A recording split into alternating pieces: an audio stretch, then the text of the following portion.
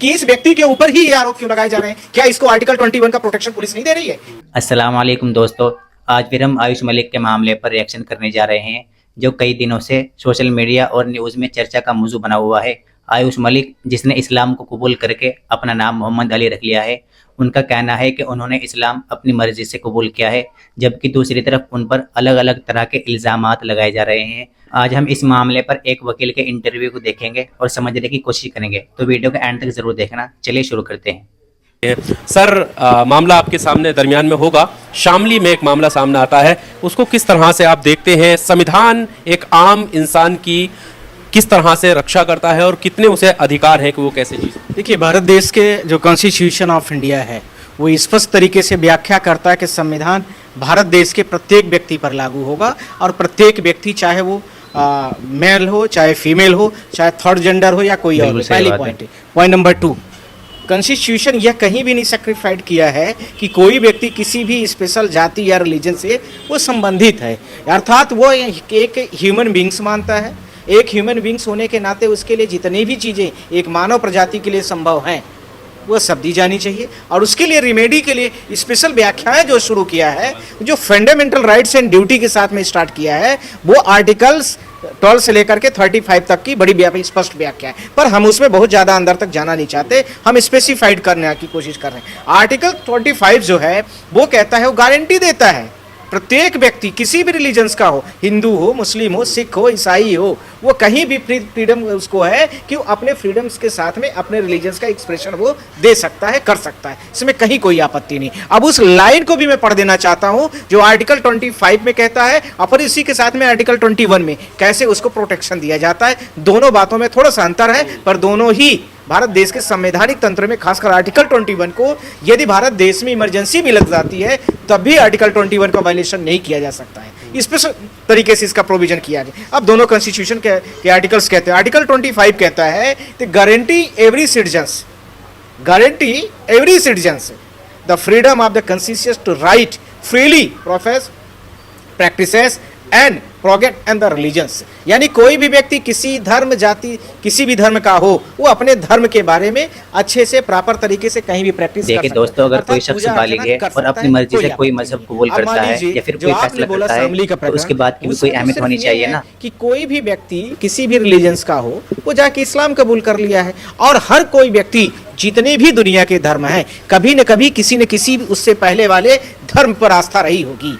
जैसे मान लीजिए इस्लाम की मैं बात कर रहा हूं, तो इस्लाम को मैं मान लिया कि 600 के आसपास में सेंचुरी में आ गया, पर 600 से पहले वाले जो थे रिलीजन्स, जब इस्लाम नहीं आया था तो उसके पहले वाले रिलीजन्स में लोग रहे होंगे। उसकी भी बात करूं तो यदि मैंने मान लिया कि क्रिश्चियन आए फर्स्ट सेंचुरी की, ईसा मसीह के आसपास, तो उसके पहले वाले में, यानी जब जो रिलीजन नहीं आ रहा होगा उसके पहले वाले में कहीं ना कहीं हर व्यक्ति किसी न किसी रिलीजन से जरूर जुड़ा रहा होगा। तो यह कह देना कि ये व्यक्ति आज यहाँ चला गया, कि एक व्यक्ति वहां चला गया, आदमी की 2 दिन की जिंदगी उसको शांतिपूर्ण तरीके से जीने नहीं देते हैं भारत देश के लोग हो या दुनिया में किसी भी कंट्री के लोग। पर बात भारत देश की चल रही है, इसलिए आर्टिकल 21 का कंप्लीट तरीके से यहाँ पर वायलेशन हो रहा है। आर्टिकल 21 यहाँ कहता है, खैर जो भी है, अभी ये मामला चल रहा है, आयुष मलिक वाला सुनते हैं।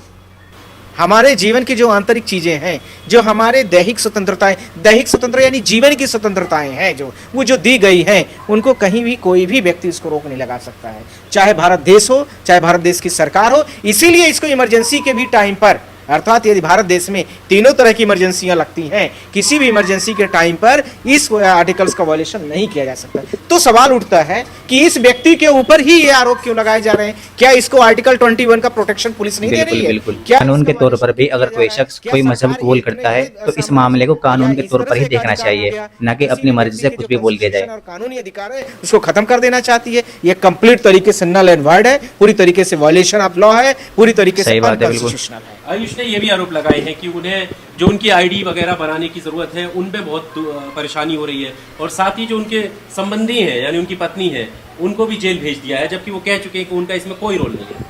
देखिए, बिल्कुल जो पोजीशन है, ऐसे पोजीशन में राज्य की जिम्मेदारी और जवाबदेही होती है।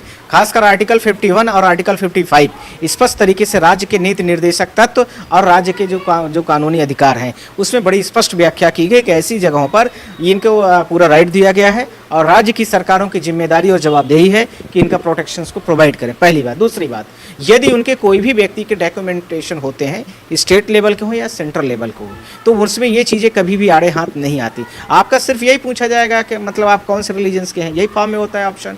आपकी क्या कम्युनिटीज़ है, जनरल है, ओबीसी क्या है, आपकी एज क्या है, मदर फादर का नाम क्या है, तो ये सब ठीक है, क्या इश्यूज़ है, इसमें कहीं कोई आपत्ति नहीं होना चाहिए। सवाल यह है इसके साथ में कि कोई भी स्टेट है, स्टेट के साथ में एंटी कन्वर्जेंस लॉज हों। यदि कोई भी सरकार इस तरह के विरोध करती है किसी के डॉक्यूमेंट्स बनाने में, एंटी कन्वर्जेंस लॉ जो है उन लोगों पर भी कार्रवाई हो जाए। करेक्ट, उसी की मैं बात कर रहा हूँ। एंटी कन्वर्जेंस जो लॉ है वो स्पेशल तरीके से रिमेडी देता है कि कोई भी व्यक्ति हो, उस लाइन को भी मैं स्पष्ट कर देना चाहता, कोई भी व्यक्ति हो, if any individual harassed by falsely implicated under the anti convergence law, गलत तरीके से, जो गलत तरीके से बोला जा रहा है कि ये व्यक्ति ने रिलीजन्स को एक्सेप्ट कर लिया, इस व्यक्ति ने इस रिलीजन से रिलीजन में कन्वर्ट हो गया। कोई व्यक्ति 18 साल से ऊपर का है, उसके पास कानूनी अधिकार है, उसके पास मताधिकार है, उसके पास भारत देश के सारे संवैधानिक अधिकार है कि फ्री और फेयर तरीके से अपनी प्रैक्टिस कर सकता है। इसके साथ में जब कोई भी व्यक्ति का रिलीजन चेंज होता है तो उस रिलीजन के एफिडेविट होते हैं, उसका गजट नोटिफिकेशन होता है, प्रॉपर पब्लिकेशन होता है और भारत सरकार उसको पब्लिश करती है। फिर इससे सवाल कहां से आ गए? कौन सा ऐसा राज्य है जो इस प्रकार के संवैधानिक अधिकारों की अवहेलना करता है? कानून भी एक चार देता है ना, अगर कोई शख्स बालिग और उसकी समझदारी को अपने फैसले खुद ले सकता है, फिर दूसरों को इसमें बोलने की क्या जरूरत है? मुझे नहीं लगता है कि ऐसा कोई कर सकता है, और यदि वो करता है तो उसकी रक्षा करना हमारी, आपकी और पूरे भारत देश के प्रत्येक नागरिक की जिम्मेदारी है, जवाबदेही है कि ऐसे व्यक्तियों की भी सुरक्षा करें हम। जी। और पुलिस जांच कर रही है कि इनके ताल्लुकात कहाँ से जुड़े हुए हैं। कोई पाकिस्तान के मौलाना बताए जा रहे हैं, कोई कहीं के, इस पर आपका क्या कहना है? देखिए, भारत सरकार की कोई भी बातें हों, आजकल 2-3 चीज़ें बड़ी स्पष्ट होती हैं। यदि कोई भी व्यक्ति है तो उस व्यक्ति को यदि उसको फॉल्सली इम्प्लीकेटेड करना है तो जोड़ दिया जाता है कि इसका कनेक्शन जोड़ा जाए। सोनम वांगचुक का आपने देखा था, ये ने लगा दिया था। ये भारत देश की वर्तमान पुलिस व्यवस्था है, इसको अपने पेन और कलम से सिर्फ और सिर्फ एक ही चीज़ कर देना है कि उस सेक्शंस को बढ़ा देना है, और उस सेक्शंस के लिए जितनी भी चीज़ें लिखी गई है वो सारा लगा दो। भले उस तरह के सबूत और सबूत की खोजबीन के लिए 6 महीने की जो चार्जशीट फाइल करने का टाइम होता है, 10 साल ले लो, 15 साल ले लो, 20 साल ले लो, चलता रहेगा। और ये कहते जाओ कि अनवरत कनेक्शन है। इस प्रकार की भारत देश में जहाँ व्यवस्थाएं हों तो मुझे लगता है कि कानूनी तरीके से ऐसे व्यक्तियों को समाधान और ऐसे व्यक्तियों की सुरक्षा देना हमारे और हमारे भारत देश के संविधान में पूरी तरीके से व्याख्या की गई है और स्पेशल उसकी रेमेडी है।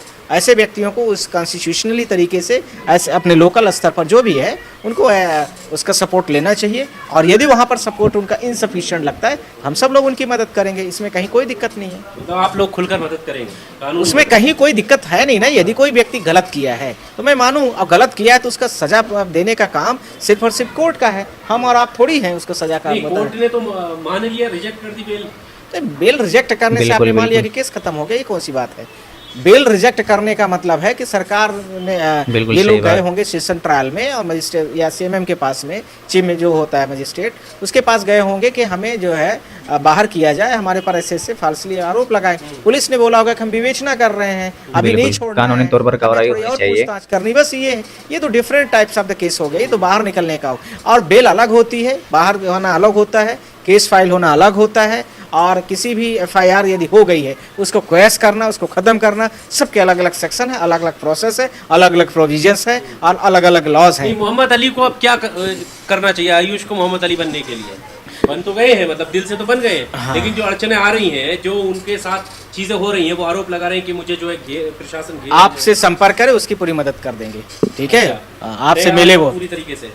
अरे इसमें क्या है, हम तो वकील हैं, हमको फीस मिलेगी, हम कानूनी तरीके से उसको केस लड़ेंगे, उसको जिताएंगे, हम लोग को तो काम है। उसमें हमें हिंदू मुस्लिम से क्या फर्क पड़ता है? भीड़ के चेहरा अभी अरे ये सब बातें हमसे मत पूछा करो, ये ध्यान रखो। मैं ऑफिशियली और पूरे मीडिया के सामने, हमारे लिए आदमी की निशान है अच्छा व्यक्ति होना, पहली शर्त है। चाहे वो हिंदू हो, चाहे मुस्लिम हो, चाहे सिख हो, चाहे ईसाई हो, चाहे एसटी हो, चाहे हमारे लिए कोई भी व्यक्ति एक अच्छा इंसान हो, उसके साथ अन्याय न हो, ये हम सबकी जवाबदेही और हर किसी मानव प्रजाति। एक वकील का काम ये होता है कि सही फैसला करना।